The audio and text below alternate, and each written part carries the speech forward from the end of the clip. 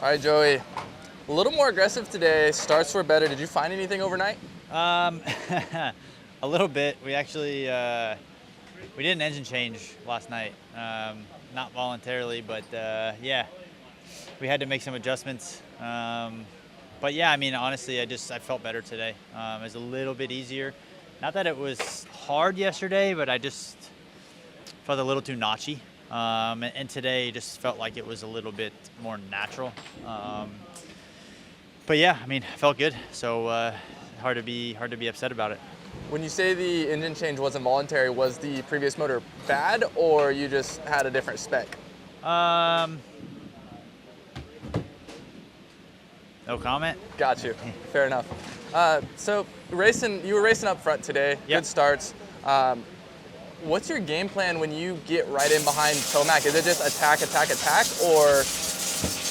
I mean, to be honest, today was try to stay close to him because, you know, that's what I learned today is his opening 2 laps is just unbelievable. It's like the dude, as soon as he gets to the first rhythm lane, it's like the dude is just, he's shot out of a barrel, dude. Like, I don't know how to explain it. I thought my opening laps were okay, and then, yeah, getting in behind him, I was just, like, trying everything I could do to stay within range. But then as it went on, you know, I was able to kind of hold my own pace. But, yeah, the biggest thing today is, I mean, dude, it's impressive. He's just so good at those opening laps. Yesterday, Kenny kind of seemed to be the main guy you were battling. Today, you seem to have him covered fairly well. What do you have to change or do better to get closer to Eli? That's the $1 million question. I mean, I honestly, like, just a little bit of everything. Eli is he's pretty good on a dirt bike, so you know, it's a tall task. One of the best that we've seen on a dirt bike in a long time. So you know, for me, you just need to continue to be a little bit more comfortable, ride the 450, get more seat time. We need to do some testing. It's just been hard. It's been hard to do that when I've been in Australia. You know, it's just our weeks are so short because we have press day most of the time, and you know, we're bouncing around. So we're riding 1, maybe 2 days a week. And I'm also still learning the bike. So what do I need to do? I mean, be faster. Need to be a little bit better off the gate, but also just need to be a little bit more comfortable with the motorcycle. I think, and that will come with time. You know, from where I started at round 1 of the Australian series versus now, we've made a big improvement. And I would assume that we will continue to make those improvements as I get more time on the bike. But yeah, I mean, it's a tall task to take on Eli, and yeah, I was proud of the effort today.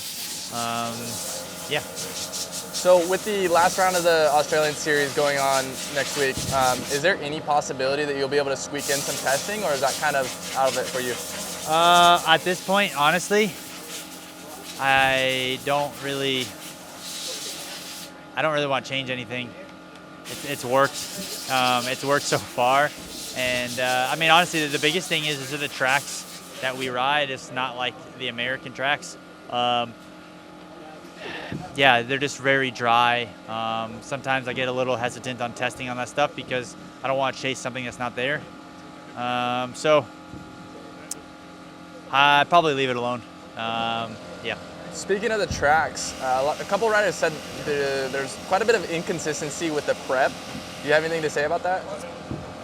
Yeah, it was pretty inconsistent. I think they could have done a couple things a little bit better. I think I mean, I personally was okay with it. But I will say, for safety reasons, you know, I think they could have made the tabletops a little bit more mellow. They were pretty steep, unforgiving. But yeah, I mean, it's hard too. Like with dirt like that, it's not really clay, so it's hard to get a consistent build. And I mean, honestly, like, dude, it's been hot the last 2 days, so they've been trying to keep moisture in it. And I mean, they didn't do a bad job on purpose. Not that they did a bad job, but you know, they didn't intentionally do what they did. It's just, that's just what they had. So yeah, I mean, there was a couple things, but they did their best. one other thing other than track prep. You were one of the guys, thankfully it didn't happen in the race, but you got hung up with a tough block in your Super Bowl lap that cost you a starting position. Do you have anything to say about that, or? No, it's a double-edged sword. Like, it is nice to, God forbid you make a mistake and you hit a tough block. It's nice that they're cardboard because you don't immediately just yard sale. But in the same breath, like, the downfall is when they are cardboard. I can't stop yelling, I apologize. The downside is when they're cardboard. As soon as you tag them, you know, because they move and they're just sitting on the cardboard, they just rip the cover off, which is quite easy for the foot peg to do. So yeah, I mean, I don't know. It's a double-edged sword because if it's a normal tough block and you hit it, a lot of times tough block wins. So yeah, I don't really have much to say. It was, for me, I made the mistake and didn't do it again. So. I don't want to bore you too much with the same topic, but do you think there's anything they can do to find a happy medium between U.S. Supercross and the situation that they have currently? Speaking with WSX and AMA? Yeah. WSX and then the U.S. tough blocks. This is tough blocks in general. Yeah. I don't know, man. It's so hard because you'll have the critics that will say, well, tough blocks are there for a reason. You shouldn't hit them. But, you know, at the end of the day, like, we're not perfect. We do make mistakes, so I don't know. Like, there's times where the tough block gets pushed out on the track and you run it over and it wasn't your fault. It's nice that you don't have the repercussions of it being there. On the flip side, you know, if you do make a mistake, I don't know, dude. It's hard. Like I said, there's been times where I'm like, oh, thank God that wasn't a normal tough block. But then there's other times where I've been racing somebody and, you know, they get out of control and I'm like, well, they didn't get punished for their mistake. So it's, like I said, it's just such a double-edged sword that there's no right answer. Yeah. Last little piece. You mentioned you're probably not going to get any testing, probably not going to make any changes. There's not really a bunch of time with the Australian series that you're racing to make any changes coming into Abu Dhabi. What's your game plan coming into the final round? Same thing as it was here. Try to adapt to the track quickly, and especially there, starts. I'll do some starts this week and just try to be a little bit better than I was. You know, the starts were good, but if it's anything like it was last year, starts are going to be important. Yeah. All right, well, good luck in Abu Dhabi. Sorry, I'll keep yawning. I'm sorry. Thank you. All right, Shane, back-to-back overalls, 1, 1, 2, 4. Walk me through your night a little bit. Yeah, today was honestly a really tough day. It was really, really hot.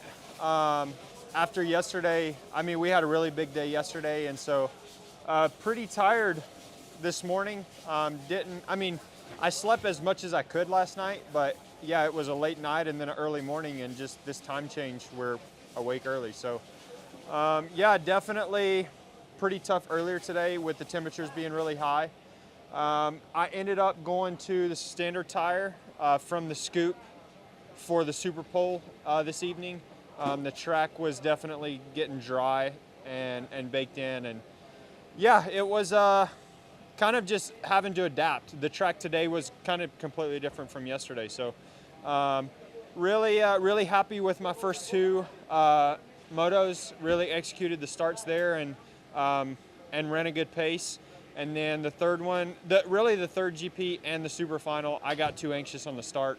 And I think they might have held the gate a little bit long, but yeah, I definitely was a little bit too anxious and flinching, and yeah, my starts weren't very good in either of those, and so I had to fight my way back and came back to second in the third GP and fourth in the super final. So overall, it was a tough day physically, just having the back-to-back race days and two big race days at that. So yeah, I'm happy with it. Other than the changing from a scoop tire to a standard tire, did you make any other bike changes? Not much. This morning, when we rechecked sag, I was reading a little high. So we lowered the rear a little bit for practice and qualifying. And the track was also really dry. It was really hot. I might have been a little bit light after yesterday with having a big day. So yeah, we lowered the rear a little bit. But then for the super final, I went to the standard tire. And we left that there. And then the first main, or the first GP was okay. My riding was pretty good, but I was struggling with the rear a little bit, so we raised the rear back up to where I was riding it yesterday, and yeah, we left it there, and I felt a lot better on the track. So yeah, other than that, no real changes. Just I'm pretty happy with my setup right now. Seems to be the case. You're riding really consistent. What's helped you be so consistent compared to past years? Confidence, and really the confidence comes from believing in the program, believing in the bike, and being comfortable on the bike. That's where this Firepower, Very Sweet's Honda team, they really have things locked in, and to be a part of it, it's been really easy to be a part of it, and that's something I'm really enjoying.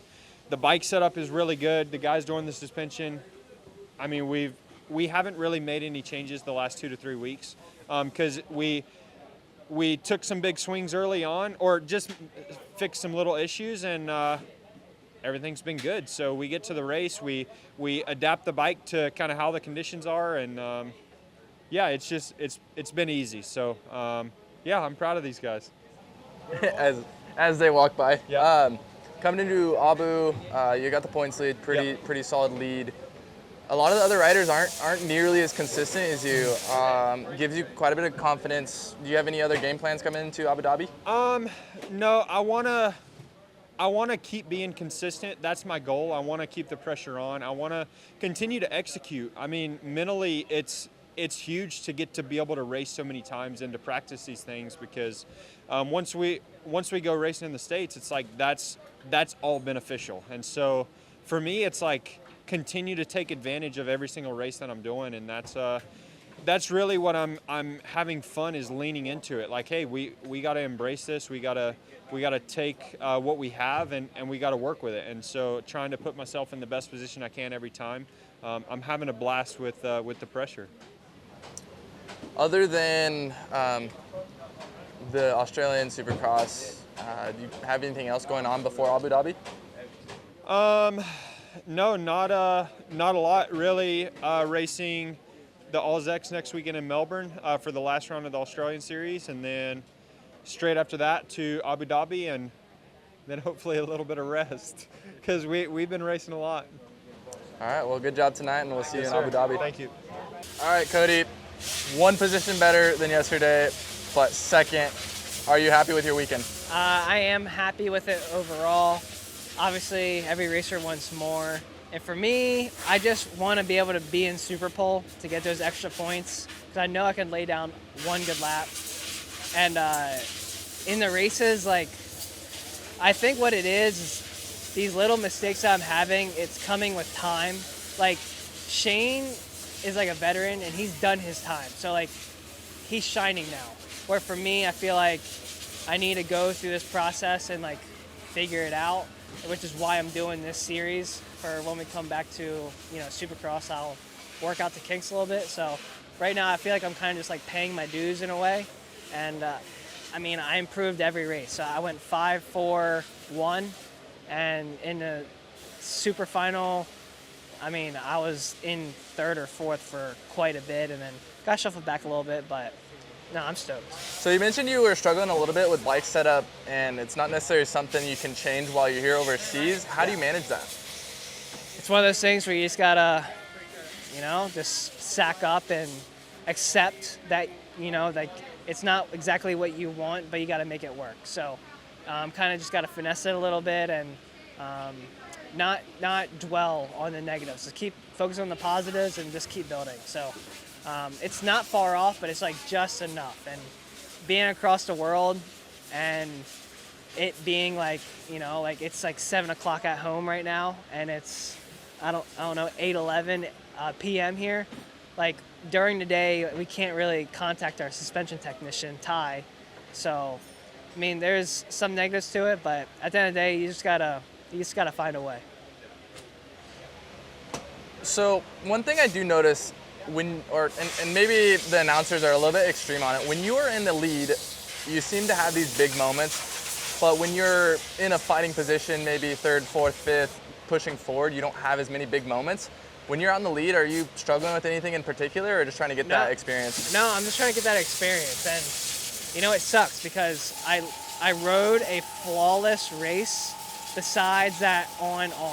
And that's been a struggle for me this entire weekend. And it sucks that, yeah, they're probably going to criticize, like, yeah, I have these big moments, but like, that was literally the one moment. And I'm just trying to fix these one moments so that I can continue to be in the front. So it's part of it, I guess. A big challenge for a lot of guys was the whoops, and you're somebody that normally blitzes the whoops, but you had to jump through them today. You seem to be quite a bit faster today. Did you find anything? I mean, we made a change, and it was better jumping the whoops, but it wasn't better skimming the whoops. That kind of sucked. But I can't really gauge too much off of like my setup in the whoops because I'm gonna be honest, like everything is great with Worlds, but like the track prep is not consistent. I'm not bashing the guys, but like we'll go out one moto and like we have a face on a triple, and then we'll come out the next one and it's like laid down. So I just feel like there needs to be a consistency with that, and I don't know if it's the same crew every weekend or people that come in, but our whoops, I'll say this for the riders, like they're not consistent. Like from the whoops that we started with yesterday morning to the whoops that we started with this morning, like we're going into like even, and then there's a random high one and then a low one, and it's kind of like unsafe, and it's forcing us to jump because, and then we get that single file line, and it's kind of like a slot car track at that point. So I just wish there was a little bit more consistency with the track prep and the track build, but it is a new series, so you got to give everyone the benefit of the doubt, and it's a lot going on, so I know it's tough. So it's funny that you say that because Colin had the exact same comment, almost word for word. He said the whoops were very inconsistent. Sometimes you'd come into them and they'd be perfect. Other times they'd be pointy and loose and so on and so forth. Other than maybe the whoops and the track prep, was there anything else maybe negative that you noticed about World Supercross? It wasn't just me, so nobody can say, oh, you're just complaining because it just happened to you. But the tough block situation, I don't know what. Yes, the tough blocks look good, but we should be able to tap them and be okay. I mean, Savatgy got wrapped up in the Super Pole. Enzo got wrapped up twice in them. I got wrapped up in the one. And it's really like you just tap it, and all it takes is the foot peg to hit that mesh, and it just runs with you. So I would like to see something better there. I'm not trying to sound like, I'm criticizing a lot, but it's just like, these are the little things that will help get this series set like that. Just a little bit smoother, Yeah. That is a big thing that I noticed as well, is the tough blocks are cardboard boxes with basically tablecloths over top of them. Yes. So they're not very sturdy. In America, we have almost like a vinyl wrap around the tough blocks, and they're a lot more firm. So when you hit one, it doesn't just crumble. And if they can figure that out, I think it'll be huge. Oh, for sure. They're not far off. Like with how compact they put these events, like our turnaround time is insane. So they're definitely giving the fans what they want, and it makes the riders, it makes the mechanics and the whole teams like better at working more efficient, and it does go to show how much racing we can put in a short amount of time. But yeah, we just got to work out these little kinks, and it comes with time. The first year of World Supercross, a lot of people mentioned the quick turnaround time was tough, the multiple races was dangerous. Is that something that you're used to now, or is it just something you accept? No, I'm definitely used to it. You just gotta, preparation is everything. Everyone likes to come back, get a drink and kind of decompress and then go back out again, where this is like, okay, no, you need to prep your goggles, you need to prep your gloves if you sweat, like your hands. You got to do what you got to do to make sure you can just keep going. And after doing these type of races, I'll forever appreciate the Triple Crowns that we have in the U.S. Is that right? Yes. You would take a Triple Crown format over this format? Absolutely. Why is that? It's not as hectic. Fortunately for these 2 rounds in Australia, they did SX2, WSX, SX2, like they kind of flip-flopped us, where in Vancouver it was like SX2, 5-minute break, and then you drop again. So it was even worse. So this was kind of like a refresher. But yeah, in the States, like you go out there for 10 minutes and then you're back out in like 30. Like it's not as rushed. So yeah, this will definitely make you a better racer though, for sure. Well, it seems like you managed well. Good luck in Abu Dhabi. Yeah, thank you. All right, Colin, 8, 2, 3, 4 for tie for third overall. Yep. Ended up fourth overall. Oh, finally, it's fourth overall, still not on the podium, but honestly, tonight's the color that I've been waiting for to show up at these races for a while now. I feel like I've been kind of stuck in a rut, and honestly, for whatever reason, yesterday I felt like crap. Like I was racing and kind of fighting for my life out there. I don't know what was going on, and yeah, I woke up a new person today. I honestly thought today was going to be a little worse. Just these World Supercrosses, we raced quite a bit in a night and then doing 2 in a row, and it was hot this weekend, so yeah, I just turned it around today. The first moto was a huge bummer. I got a horrible start and got 8th, and I'm like, dude, what am I doing? And then finally ripped a start, and shoot, it just turned my whole night around. I think just mentally, I just needed that, and yeah, I'm happy with my night tonight. How much of the doubleheader was a challenge, and then how much of the time zone change was a challenge? The time zone was definitely the hardest. I mean, right now it's I've been living in California, so right now I think it's 4 a.m. And so we're racing basically at the time that I would normally be dead asleep. So yeah, that was definitely the hardest part, and I think that's why I was maybe hurting so bad yesterday, because we didn't get here till Thursday. So I mean, shoot, you only have Friday, and then boom, you're racing Saturday. So I think that was probably the hardest part for me. And then yeah, the doubleheader's tough, and then plus with it being hot, it's obviously just a little harder on you. So yeah, it was definitely a brutal weekend, but yeah, I'm definitely happy with the outcome. How did you manage the track changing throughout the weekend? On Saturday, when they first built it, it was really soft and sandy, and it seemed to change quite a bit throughout the weekend. Yeah, honestly, the track actually ended up being a lot better than I was expecting. When we did track walk on Saturday, I'm like, dude, holy crap, I'm about to race my first sand supercross, and it was obviously super soft, but yeah, it ended up being okay. But I will say the biggest bummer were probably the whoops. I mean, every time we went out there, from practice to the race or whatever, if they prepped the whoops, they were prepped differently every time. Sometimes you'd come in, yesterday, sight lap of race 1, went in and I'm like, all right, let me just blitz these things real quick. And then all of a sudden they're steep and way bigger than qualifying. So I'm like, whoa, yeah, every time they would prep them, they were just a bit different. So that was the trickiest part. And then we ended up jumping them. And honestly, I hate jumping whoops. I'm so bad at it. And so race 2, when I was in second, I was just kind of a hazard out there in the whoops, just trying to jump them. And then I actually figured it out and was good in race 3 and 4. But yeah, I just wish we had proper whoops to skim. And I feel like that's a strong suit for myself. So with that being taken away was kind of a bummer. How are you feeling being back on a 250?